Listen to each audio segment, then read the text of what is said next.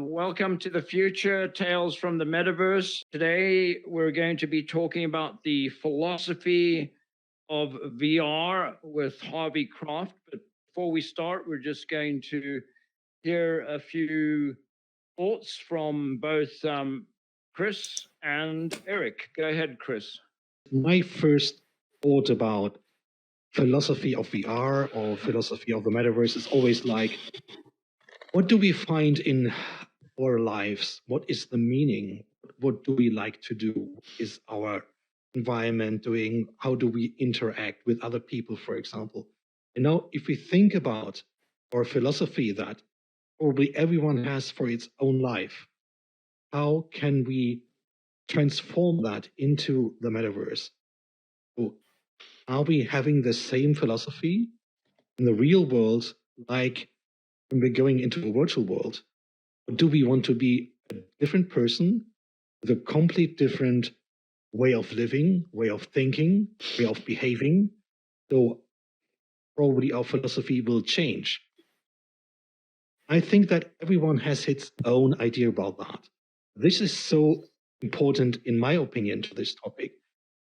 What is the combination or what are the differences between our lives in the real world and in VR? Or must there be a difference anyways? So this is my thought about that. That gives me the chills because there's so many endless possibilities. You think about what we're creating here with our great grandparents. We may just have a picture of them and a story that's been passed on, but now way history is going to be rewritten and stories told, and whether it's the past and the future, it's super powerful of where we're going. And then you've got people who are in the real world that I feel like they really fear. What is the proper way to make people feel comfortable in this space? And I feel like that's where education is so important. I'm kind of intrigued by what is sitting on the couch over there with Harvey. So this companion of mine here is a future AI assistant that you can have going with you wherever you travel, wherever your journey takes you through the spatial experience, and you'll be able to talk and have conversations with your companion. So it kind of doubles as a pet, and also a frequently asked questions capability that's always with you. So that's one of the reasons I'm here. The other one being that took me more than 25 years to write this book called The Buddha from Babylon, which is basically world history from ancient times. And as you can see, I'm not just in the past, I'm also in the future. I think that's one of the wonderful things that VR is now providing us, is a way to link the past and the future, and create a new range of possibilities for all of you. And I thank every one of you for actually being here to talk about this enlightening philosophy of VR, which is what the subject's going to be. Oh, thank you, Harvey, that you're here with us today. It's really my pleasure. My body is someplace else, but I assure you my mind is here with you. That's comforting to know there, Harvey. That's great. It's not your AI bot that is communicating this through to you through some satellite. Thank you for confirming that. Yeah, of course. So, I think today's subject is kind of deep. So anybody who has an aversion to depth of thought is probably going to be maybe shocked. But for people who enjoy getting into VR not only as a place to play, but also what its meaning and the reason for its existence is a very, very important moment in human history. And so I'm here to sort of share with you a very big idea that is particularly powerful in terms of human beings and our endowed ability to develop ourselves to self-evolve. And I think virtual reality, augmented reality, the whole spatial technology that we're now just beginning to experience is something that is going to lead us to an evolutionary leap. So if you're interested in that particular idea, this would be a good place to start on that journey. Should we begin? Yes, definitely, definitely. Yes. Please That go was, on. I thought that was a good beginning for you right there. I thought that was a very good intro. What you're getting into. Yeah. So let me start here with this existing tech philosophy, which is an academic field now.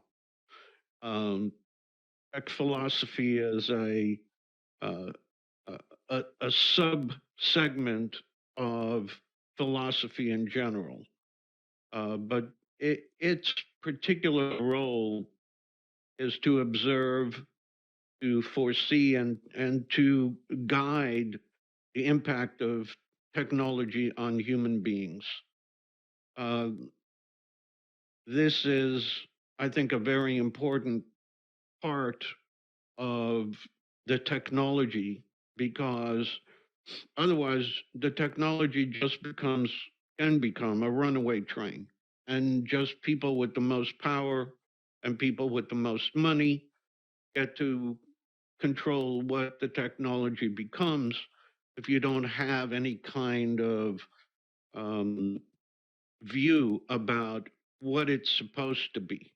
So this has already started. This notion of tech philosophy is already underway, and there are interesting books that are basically part of this tech philosophy idea. One of them being Reality Plus, and basically what that book is saying is that virtual reality experience is reality, is not some kind of second class situation, because tech philosophy is assuming that the wisdom that underlies our human values is what's going to guide us to realize full potential of human beings. And this is an important um, reason for having the philosophy. Um, so I think that uh, we can start with the idea that a philosophy is there in order to develop our ability to engage with one another and through each other. But the question that it raises also is, where does this wisdom that's underlying human values, where does it come from?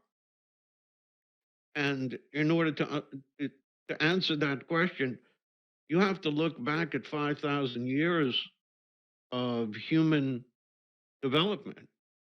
And there are certain things that, you know, like people think that if you go back into the past, that you're going to find that we're primitive, that we're incapable of thought, where really the exact opposite exists. The use of the mind was much more sophisticated um, 3,000, 2,000 years ago than than it is even today with all the science and technology that we have. And that's a very, very interesting irony. And what we had then are people that were visionaries. I believe right now in the era that we live in, and many of you are already visionaries. You're exploring possibilities that you can only explore with your mind. You know, you have to be able to look beyond yourself. So there's a history of envisioning that goes back, and we have these words for people who did that, like seer, stargazer, philosopher. The list, as you could see up there, sage, shaman, or prophets, all of this is indicative of individuals who basically understood that you can envision a reality. We now we're calling it a virtual reality, but this technologically driven virtual reality is really a legacy. Okay, we we didn't invent virtual reality. It's actually with us all the time. You know, every time we imagine something, every time we are thinking, what are we going to do next? Where are we going to go today? And you're always imagining the next thing that's going to happen. And you're always using your mind to virtually go somewhere. Right now, at this moment, you're virtualizing in some degree by envisioning what's going on here and what else is on your mind that's related to it. So this is particularly important to understand that this is a natural human capacity to envision. It isn't something that only, very, um, very advanced human minds like the Buddha were capable of. So just the fact that you realize that the history of envisioning is something we still have is my point here, and that this is virtual reality. But let me take you back to the beginning of history, which I wrote about world history, by the way, from the standpoint that what do you usually learn in school when you're learning world history is basically military driven, domination driven world history. You learn about all the battles and all the uh, empires who came to power, and that's a good thing to learn because, as you know, we still have that issue today. We have empires. We might have tech empires. We might have economic empires. But this notion of a hierarchy of the world is still with us today.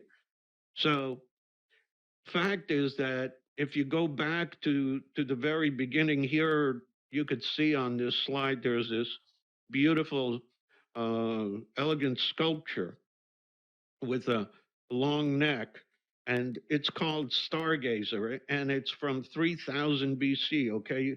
That's over 5,000 years old, which tells you how long we've been at looking at the stars and trying to figure out what this world is about. So one of the things here that they created was this image called the first world map, which is basically looks like a compass, and shows you north, south, west, and east. So that's 5,000 years old. All right, nobody traveled or knew about the whole world in those days, so they envisioned it. They envisioned the world to have these four directions. They also envisioned it to have an up and down direction, which is this second uh, ancient motif that had heavens, earth, and an underworld in it. So you could see that even from long ago, they were envisioning the world that we were in, that now today we clearly understand that this is true, everything you see on here, but they didn't have the telescopes or the science to be able to see all that. So they also then went to envision the beyond. Okay, the oldest known literature to humanity comes from the Sumerian um, literature, which is basically at the very beginning of writing. But stories are older than writing because stories came from the visionaries who went into a trance state and came back and told stories. But the point of the stories is not simply to tell you a story for the sake of fun. The purpose of the story was to take you to places you couldn't possibly have reached. And so in the story of Gilgamesh, you have this the character who is basically a demigod. Okay, he's 2/3 God, he's 1/3 human, and what and he's also a king in this particular area. But he wanted immortality, and the fact that he was a third human made it impossible for him to be immortal. So he climbed up this cosmic mountain to go talk to the immortals that are up there. And in the process of doing that, he reaches a garden, and there's a tree of life in that garden. Uh, the fruit hanging from this tree of life are the planets that that they were aware of. They were the visible planets in the solar system. And then he continues going up. So the question is, he's going beyond the planets. That's basically the metaphor here. And so in that particular time, you wonder, where did these ideas come from? And these ideas basically come from looking at the sky, especially in the night sky. And you could see right below here there is something called the zodiacal light, which basically looks like it's a phenomenon that looks like a mountain shape from a certain phenomenon that happened with lights in various times and places on Earth. Okay, so the whole idea of the cosmic mountain to be climbed comes from this notion that there was a cosmic mountain in the sky. All right. The idea of building the pyramids and the ziggurats is also that cosmic mountain in the sky. All right. So, and then also, where does the tree of life come from? Well, the Milky Way star canopy, in terms of seeing distant in a clear sky in those days, uh, created this notion of a tree that it had this canopy that again was galactic in its size. Okay, so sitting under the tree in terms of a Buddha sitting under the tree for enlightenment is not a literal thing. It's sitting under the Milky Way galaxy canopy and traveling throughout the universe. Okay, that's what that's talking about. And then the third one here, the sun pillar, because of that is why later on they built what's called towers of light, which were places that were used in order to do observations of the sky and of the universe. So that's as far as they could go up before we had satellites. So this is all of this information is part of mythology. And most people, relate to mythology today as being fantasy. Star Wars is a tremendously great mythology, right? Because it also has the Force, which is a light and a dark side of the Force. And so this ancient mythology came from this ability of the seers, and they were also storytellers, and the seers would able to imagine the past and also be able to look at everything that's like far, far away. What is really this is like an amazing thing in history. I'm going to share with you is if you read some of the Buddhist sutras, which are basically descriptions of virtual dimensions that are told in stories as transcendent dimensions. These dimensions are described as incubators of potentials, and they're also described as treasury of manifestation. So if you ever feel like I, I feel I don't know where I come from, or I don't know where I'm going, or how did all these things happen in my life. Well, all of that is based on something called the law of cause and effect, that we each carry with us an ongoing database, and that we ourselves are constantly writing new programs and new results into the database. So whatever your life is right now is one you created. And if you don't like what you've created, you have the power within you to rewrite your life, to rewrite the course of your life. So in the process, in ancient times where you had Buddha is described as going into meditation, but he's also got hundreds and hundreds of disciples with him, and they go into the meditation with him, and they all share the same vision. Okay, so that's like today we all come here, we're together, but we're all sharing the same environment. We're sharing the same situation here. And in the same way, they shared visions of what we might call virtual realities. Okay. In other words, they would all see distant dimension where there's a kind of a paradise, and they would see it through an eye that flies over the paradise. So this eye is like, imagine like a drone. A drone is flying over paradise, so that everybody's eye is the eye of the drone, and everybody can see it that way in a shared vision. And that is really amazing in terms of what we're actually doing technologically here today.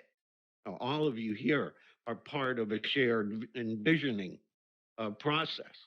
So this is called the enlightening philosophy. Okay, that's where we are able to ask certain philosophical questions, but not just ask it from some intellectual standpoint, but talk about what does it mean? What is our full potential as individuals and as a collective society? And what's our purpose for life? These are classic philosophical questions. But in the enlightening philosophy, there is a tool that goes with it, which is endowed to every person. And this is why we now are looking at this from the standpoint of the enlightening philosophy of VR. We're building the next level on top of the ancient sages who envisioned the beyond with their mind's eye. Okay? VR will now enable many more people to immerse and explore this envisioning. That's a huge, huge and important technology that does not simply exist for the sake of the technology, or as you see in a lot of these apocalyptic type movies, where the human being's significance shrinks while the significance of the machine becomes more and more important. Okay. So, yeah, it's kind of like hokey to say that the machines are going to serve us. But the only way that that's going to happen is if human beings continue to evolve and advance further than the machine. So if the machine can process faster than we can process with our own brains, if the machine can store more information than we're able to store in our own mind, then what are we good for? Well, we're good for this envisioning part. Okay, the machines can calculate something if it's an option or an inference, but we have the ability to philosophize. Okay, we can have out of the box ideas. You know, the machine is a box. So tech philosophy now says we have interests in terms of our individual consciousness and our collective consciousness. It basically pits one against the other. Who's going to be stronger? Are you going to be stronger as an individual in terms of what you want to see happen? Or is there going to be some kind of a collective where you're going to have a whole bunch of people deciding everything for the rest of us?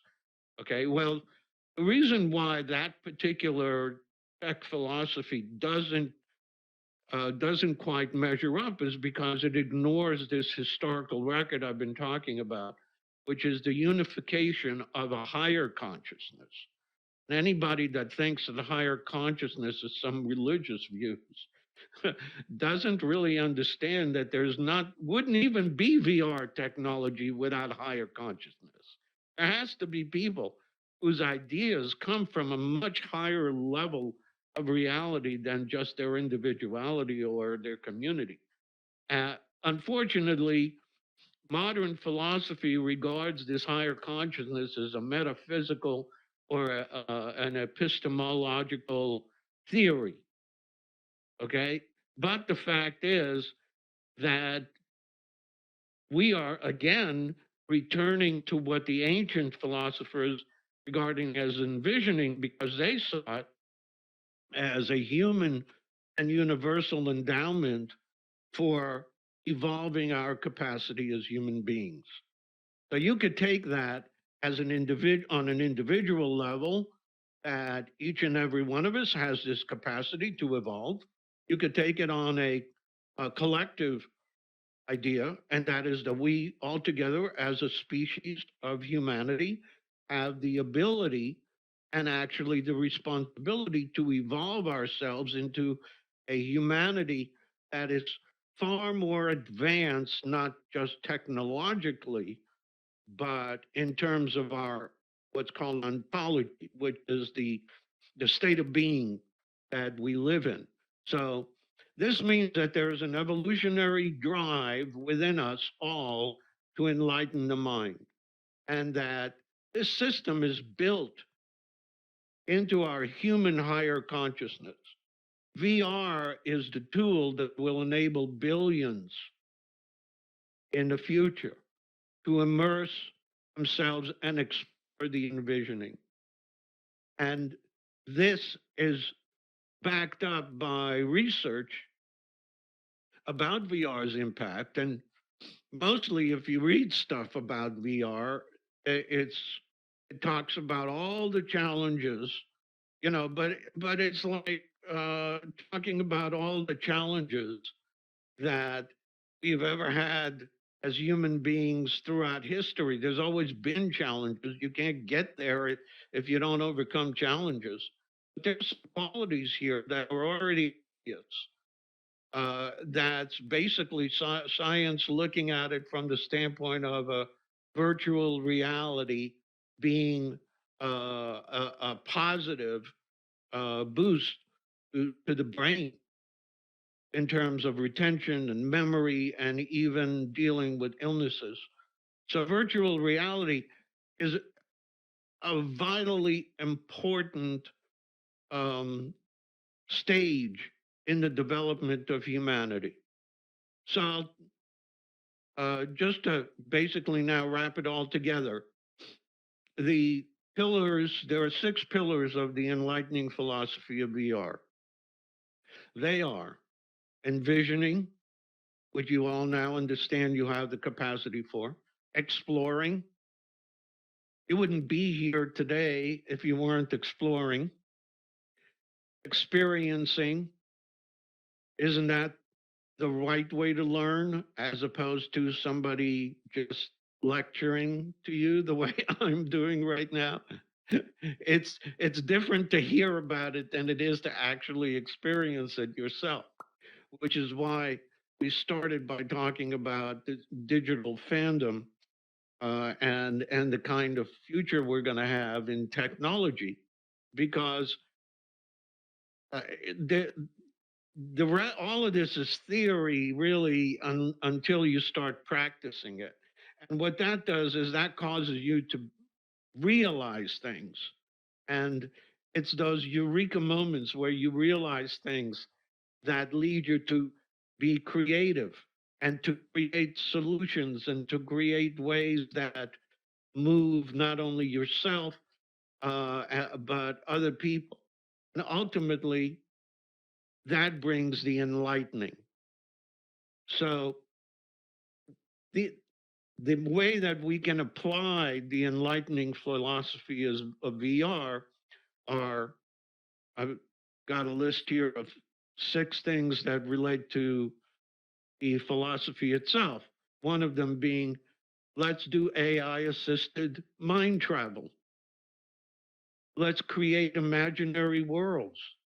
I hope some of you here are world builders that are basically creating places that people can go into and experience, like this place right here, this amazing uh, television studio that's been created in virtual reality is a world that's been built by, this group here that has gotten together to create these experiences for us. And this allows us to experience, to realize new possibilities, to do more creative, to create an enlightening, which is the idea of sharing your wisdom. As you develop and as you share your wisdom with other people. And so if we apply the enlightening philosophy of VR in our individual life, in our community, we are going to have a tremendous impact. And I might say not just a positive impact, but a transformationally evolutionary leap that we're on the verge on. So I hope maybe you want to discuss some of the things I said. If you have any questions, I'll be happy to take them. I do want to say though that if any of you want to get in touch with me, there's a couple of ways. One of which is to go to digitalfandom.com, where there's a form, and you, please, if you're involved in technology. My team is already building an XR um, database. And so I think that anybody that is building worlds or is got VR or AR resources that you're developing, please let me know about it. I'd love to include you in our next effort. And also, there's a website, Buddha Babylon, if you're interested, culminated with the emergence of the Buddha and the Buddhist travel, and how they saw, the ancients really saw that the universe and existence was all about. So it's a very deep history, but it did win the first prize, the USA Best Book Prize for World History, as well as Eastern philosophy. So it's been looked upon a good way that way. So, any Great. comments? Thank you, Harvey. I think we, Okay. well, Kat, would you like to come up and have a seat here? This is a new environment. I remember when people talked about the telephone or uh, the internet doing readings of that nature. But I wanted to know your thoughts about, you mentioned it later after I came in, but what do you think about spirituality and the evolution of AI? in regards to what you discussed. So we've evolved as humans in regards to our enlightenment and our progress, but do we see the, I'm using air quotes, the machines developing a sense of awareness as well? Do you envision that? Thank you. Yeah, I think it's very difficult to say how far the AI will go. There are people who are imagining AI to essentially become a dystopian world domination theme, and perhaps there are some mad scientists in the audience who might think that that's a good thing. On the other hand, what we're talking about here today is that science is saying the human mind is only using 10% or so of our capacity. so, so maybe we have 90% room to grow to fill our full potential. So rather than trying to make it into a race of who's going to be dominating who, I think one of the elements that we're talking about here today is that higher consciousness is something that is sometimes referred to as spiritual. I didn't use the word spiritual, even though I guess I'm kind of a historian of spiritual development. What I'm talking about here is that the capacity of human beings is virtually untapped. We are just at the beginning. Okay, we're emerging out of the initial stage of an industrial technological world that is still hampered by hierarchies from past empires. We are just beginning to tap our capacity. And so AI is already proven to have some limitations in terms of technology now, but people are beginning to wake up to realize that AI is best when it is serving human beings. So even you see stuff about robots. Well, there are also something called cobots, where human beings work with robotics in order to achieve an efficiency or a much more sophisticated result together. Okay, so I think that role of being together, of looking at AI as a tool, like the wheel or the hammer or whatever that tool was, we human beings are the ones with the enormous capacity, with the ability to envision, with the ability to actually contemplate things that are well beyond just what is in our material world. And the AI can only go so far because it's an inference machine. Okay, it basically takes what we give it as an input and then comes up with inferences. Oh, which means, oh, here's some things that we didn't think about, maybe. Or taking large data and maybe you could see things from a community standpoint that you couldn't see just from your individual perspective. But what's the point? Is the point of AI to sell us more stuff or to get us to be so comfortable and so full of convenient that we lose our drive to challenge ourselves to do anything? Doesn't seem to be very um, beneficial. And when you look at what people buy, they buy the things that have some meaning to their lives. Would you buy an AI that would completely control you and take over your life? You wouldn't. That makes no sense. So I think that we need to understand what AI is for and how wonderful it is, because it will completely raise the level of existence, your ability to travel and to have information at your fingertips and like my companion here, be able to go with you wherever you want. And so if you go shopping, as simple as that, your companion AI will be able to help you find what you're looking for in the store in seconds. Um, if any of you have tried to go into a big box store and try to get somebody to help them, you'll understand why that's an immense benefit. Exactly. So I hope I answered your question. I think so. I think what my thoughts were, and then you had a slide up that said something about AI assisted something. AI AI mind something? assistant mind travel. What do you mean by that? Did you explain it already?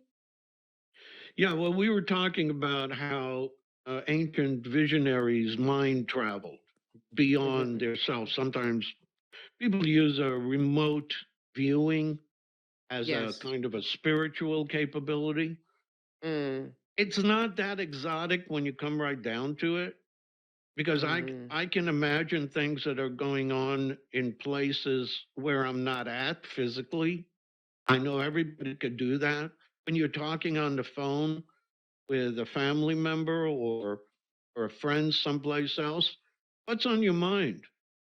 Your mind is actually envisioning that person, you Mm-hmm. know? True. And even if you only see their voices, you're envisioning what they look like or where they are. So this is not just some exotic spiritual thing. It's what Mm-hmm. it means to be a human being. It's called consciousness. Mm-hmm. Okay. And so we have this individual consciousness of how we see things through our own eyes. We have a collective consciousness in which we can see things from our group think, and we have a universal or higher consciousness that is unlimited in scope. And that's all endowed within human beings. And AI can only help that. Thank you very much. You've been very Great. helpful Thank and you, very Harvey. informative. Thank you. My Thank pleasure. you, Kat. Closing Okay. thoughts, Eric, Chris? I would have some questions, if possible, shortly. It was very interesting to go on this ride through history and think about these things that were already like virtual reality is today. So my question would be, do you have any example that you found in your studies? I guess that were going through history for quite a while. And like today, here in this room, several people from different countries coming together to collaborate, to work together, to talk about topics. Now, thinking about thousands of years ago, has there been any thing that we know where people came together just to collaborate, not doing something physically, just by doing philosophic connection to think about how future of their tribe should be or something like that? Was there something like a gathering where people were doing virtual collaboration? Interesting Well, question. I think all you have to do is look at ancient lit. Um, I mentioned in there about the story of Gilgamesh, right? It's about 5,000 years old. It's the oldest literature ever been found, and it was chiseled onto stone. What a sophisticated visionary project that is. Okay, wasn't a story created by one person. It's the it's a story that brings together uh, wise sages from all over who got together in order to tell this story, to leave it for future generations, which we still have.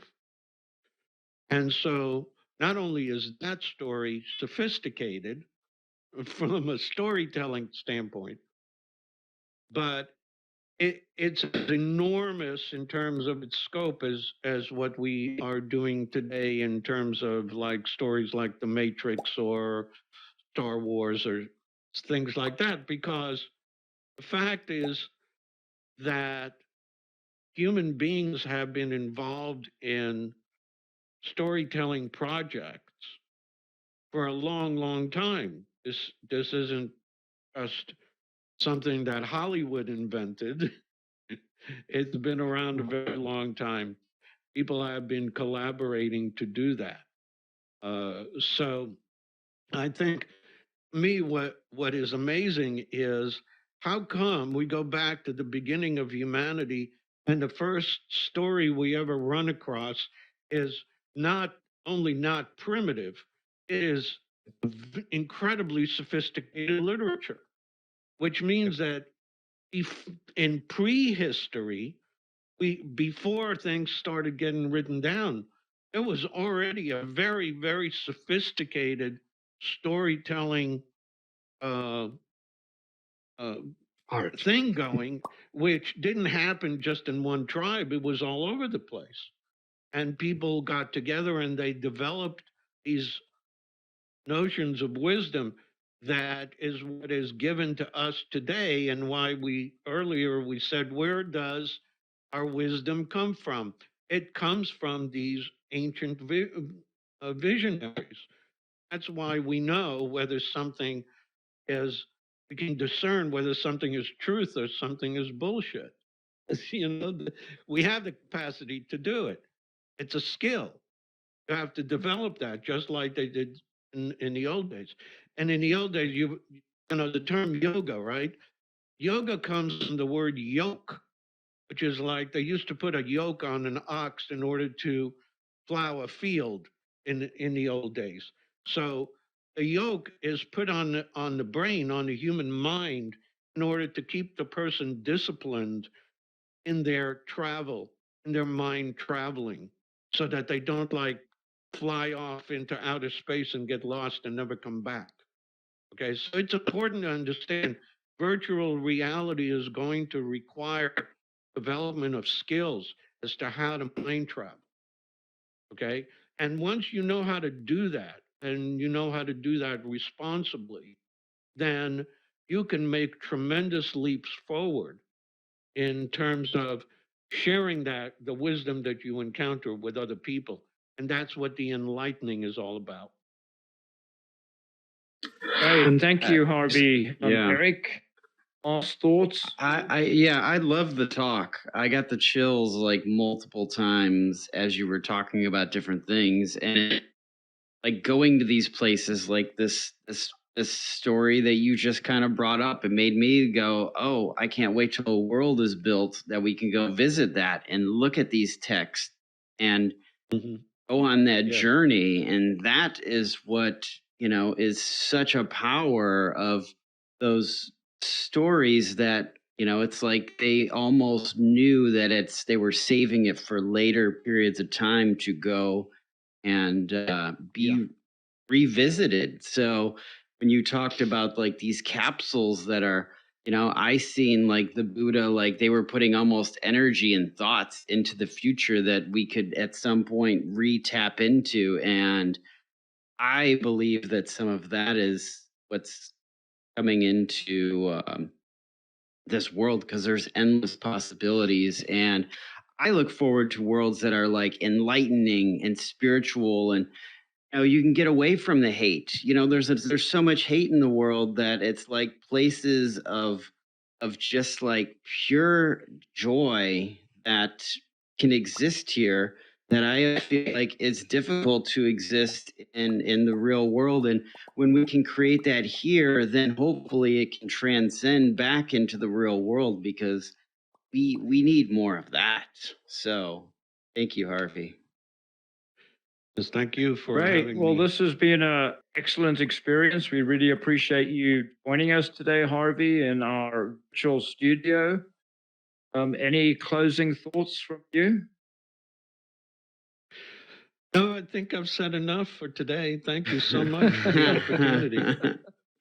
Good. Thanks a lot. Well, Thanks a lot. everyone, thank you for joining us. We'll be back here next week at 11 a.m.